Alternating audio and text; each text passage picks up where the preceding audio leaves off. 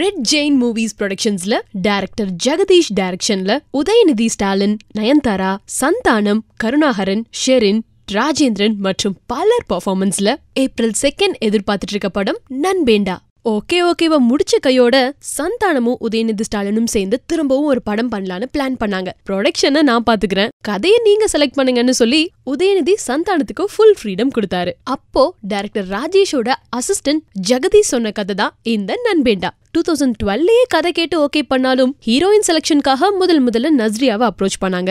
அவங்க call sheet கிடைக்காதங்காட்டி Kajal approach பண்ணி கிட்டத்தட்ட அவங்கள ஃபைனலைஸ் கூட பண்ணாங்க. திடீர்னு இது கதிர்வேலன் காதல நயன்தாரா வந்த உடனே இந்த படத்துக்கும் நயன்தாராவை புக் பண்ணலான்னு சொல்லி அவங்க கிட்ட கேட்க நயன் ஓகே சொன்ன உடனே காஜலுக்கு பதிலா நயனை ரீப்ளேஸ் பண்ணாங்க. நண்பேண்டா படத்தோட ஸ்டோரி பெரிய அளவு லீக் ஆகலனாலும் ட்ரைலரை வச்சு பாக்கும்போது இது ஒரு mixture of okay and SMS படம் மாதிரி தோணுதுங்க. சத்யாங்கிற கேரக்டர்ல உதயநிதி வராரு.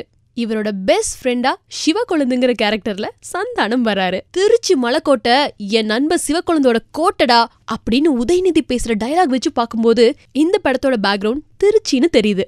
ஒரே நாள்ல எதிர்ச்சியா 3 வாட்டி நயன்தாராவை உதய் பாக்குறாரு. பார்த்த உடனே புடிச்சு போய் லவ் வந்துடுது. அதுக்கப்புறம் எப்படி உதயநிதி நயன்தாராவை ஓகே பண்றாரு, இந்த லவ்க்கு சந்தானம் எப்படி ஹெல்ப் பண்றாரு. இந்த காமெடி கலாட்டா மட்டும் இல்லாம உதயும் சந்தானமும் சேர்ந்து ஏதோ ஒண்ணு எதர்ச்சியா பண்றாங்க. பட் அது வில்லங்கமா மாறி இவங்களுக்கே வம்பாய் போயிடுது. அந்த பிரச்சனையில இருந்து உதயும் சந்தானமும் எப்படி வெளியே வர்றாங்க அப்படிங்கறது கூட படத்தோட கதையா இருக்கலாம். நண்பேண்டாவோட வில்லன் நான் தான் அப்படிங்கறதுக்கு ஏத்த மாதிரி நான் கடவுள் ராஜேந்திரனோட கெட்டப் அப்படியே வெள்ளை வெட்டி வெள்ளை சட்டை, கழுத்து பூரா தகதகன்னு தங்க நகை, பார்த்தாவே தாதா லுக் தெளிவா தெரியுது. ட்ரைலரை நீங்க நோட் பண்ணி பாத்திருந்தீங்கன்னா எங்கேயுமே ஷெரினை காட்டவே இல்லைங்க. ஆனா ஷெரினுக்கு இந்த படத்துல ரொம்ப முக்கியமான ஒரு கேரக்டர் இருக்குன்னு சொல்லியிருக்காங்க. மேபி அது நெகட்டிவ் கேரக்டரா இருக்கலாம், இல்ல உதய்க்கு வர வம்பே அவங்கனால கூட இருக்கலாம்.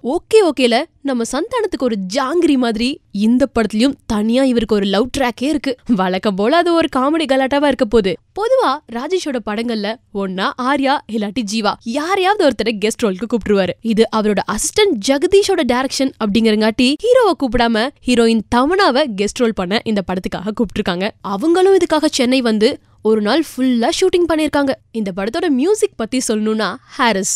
தொடர்ந்து உதயோட 3வது படத்திலயும் ஹாரிஸ் தான் மியூசிக். படத்துல மொத்தம் 6 சாங்ஸ்.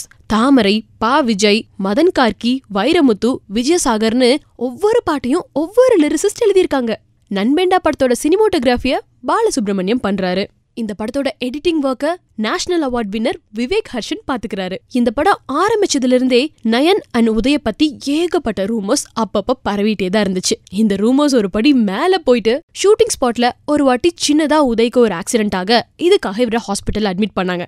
அப்ப வந்த ரூமர் தான் எல்லாத்த விட ஹைலைட். உதய் ஏதோ போய் நயன்தாரா கிட்ட ப்ரப்போஸ் பண்ணாராம். நயன் முடியாதுன்னு சொல்லிட்டாங்களாம். அதனால சூசைட் அட்டெம்ப்ட் பண்ணாரு அப்படிங்கிற அளவுக்கு பரப்பி விட்டுட்டாங்க.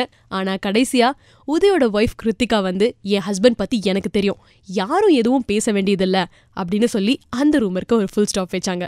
இன்ஃபேக்ட் இதை படக்குழு அவங்களோட ப்ரொமோஷனாவே யூஸ் பண்ணிட்டாங்க. ஓகேவை விட இந்த படம் டபுள் மடங்கு ஹியூமர், ஃபன் எல்லாமே அதிகமா இருக்குங்கிறது ட்ரைலர் பார்க்கும்போதே தெரியுது. பட் நம்மளோட அசம்ஷன் எந்த அளவுக்கு உண்மைங்கிறது ஏப்ரல் 2 படம் ரிலீஸ் ஆனாதான் தெரியும்.